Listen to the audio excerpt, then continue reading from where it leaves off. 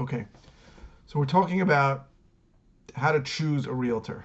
Now, I can tell you how most people choose a realtor, and I can tell you the story with most realtors, and I'm going to tell you how you should be doing. And it's very different than what most people do.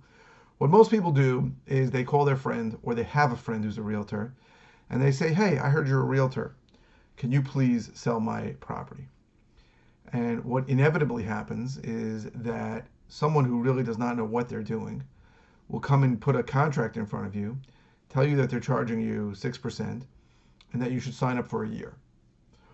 And someone who now someone who really doesn't know what they're doing, because most realtors, and I'm talking about well over 90% of realtors, are not full time and close less than two houses a year. Someone who and that really doesn't qualify you to know anything. Most realtors, so now you're in a situation where someone who doesn't know what they're doing is now in control of your property for a year. A year. So the question is, what should you do? So the real things to do here is not call your friends and say, who'd you use?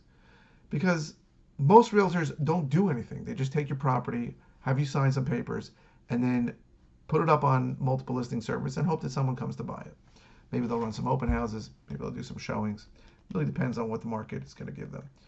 So the truth is what you should do. What you really should do is see who is going to give you a good deal and who's active in the area, right?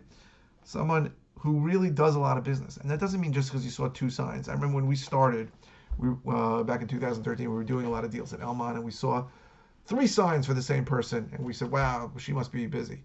And then we used her, and she wasn't good. And she wasn't that busy either. She just happened to have three listings at that point. So a couple of things. First of all, everything's negotiable in the contract. And you want to use someone who has the ability to give you a better deal. They should be charging you less than 6%. They should be charging you less than 5%. 4% is fair, but we don't charge 4%. And they should give you a short term contract, like give you 90 days, right? They'll say, oh no. And anytime somebody says, oh, my office won't allow me to take a listing for less than X% or X amount of days, that should be code word for you to say goodbye, right? I'm not dealing with somebody who doesn't have the ability to negotiate. So I'm not selling us as realtors, but we do a lot of business, and I can tell you that we're cheap and we're quick. Now, what that means is two things. First of all, you're going to get a better deal because you're going to pay less. Second of all, if you don't like us in 90 days, you can use somebody else. And anybody you sign up with, I think you should try with for 90 days. And if you think they're really working hard and they tell you, oh, we didn't get offers but because blah, blah, blah, and this is the situation, maybe you should drop the price, that kind of thing, then you can extend. So I don't think you should be locked into anybody for more than 90 days initially until you get a feeling for what kind of person they are or how much business they do. Second thing is how active they are, and ask them what they do other than listing it on MLS.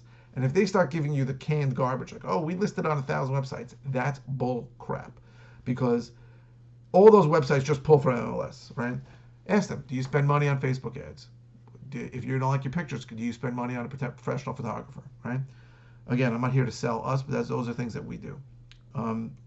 So you need to deal with someone who does business, and you need to deal with someone who has the ability to give you a better deal. Because I'm not saying there isn't value in having a realtor. I believe there is. For a lot of people, for sale by owner is usually a mistake.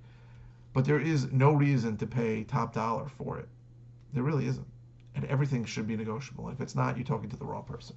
So those are the things you should be doing. And if you need help or you want to ask me, I can look up in 5 minutes and see how much business anybody did in any area, and I can tell you what the story is. So if you need help, the number is below.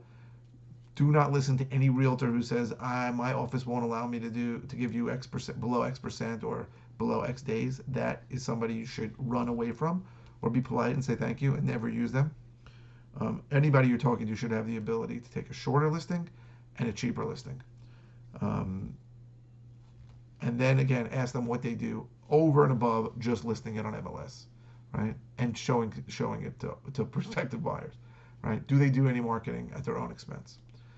Those are the questions to ask. And like I said, there's a handful of really active, full-time, good realtors. A handful. If you need help, we know a lot of them in a lot of areas, but I can tell you it's a handful. 1%, 2%. Most realtors are not doing this full time, and when you call them, it's like they won the lottery because they're just going to pray that they find a buyer for you. If you have any questions, call the number below. We're here to help. Even if you don't use us as a realtor, even if you're already using another realtor, even if you are not doing anything with us, we're happy to help you and guide you in any way if you want to sell a house on Long Island. Thanks.